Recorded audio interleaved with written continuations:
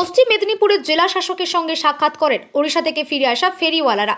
প্রায় 250 জন পরিযায়ী শ্রমিক স্বাক্ষর সম্মিলিত একটি ডেপুটেশন জমা দেওয়ার পাশাপাশি তারা নিজেদের নানা সমস্যার কথা তুলে ধরেন। এই সাক্ষাতে উপস্থিত ছিলেন পশ্চিম মেদিনীপুর মাইগ্রেন্ট লেবার ডেভেলপমেন্ট কমিটির সদস্য ডক্টর শাফির আলী। জেলা শাসক মনোযোগ সহকারে শ্রমিকের বক্তব্য শোনেন এবং তাদের সমস্যা সমাধানে যথাসম্ভব দ্রুত ব্যবস্থা নেওয়ার আশ্বাস দেন। তিনি আরও জানান, পরিযায়ী শ্রমিকদের নাম সরকারি পোর্টালে নথিভুক্ত করার জন্য শীঘ্রই বিশেষ ক্যাম্পের ব্যবস্থা করা হবে বলে জানায় পশ্চিম মেদিনীপুর জেলার জেলা শাসক। আমরা জেলা শাসকের কাছে এসেছিলাম।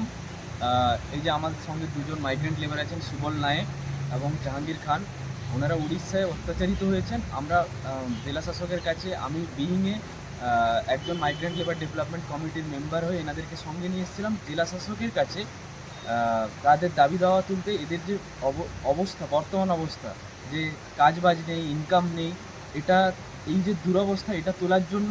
এবং আমরা প্রায় 200 থেকে 250 জনের আমরা সই নিয়ে এসেছিলাম। এই সই স্বাক্ষর সহ আমরা একটা ডেপুটেশন দিয়েছি এবং আমাদের জেলা শাসক আমাদেরকে একটা আশ্বাস দিয়েছেন যে এনাদেরকে একটা সুরাহা কিছু করার জন্য।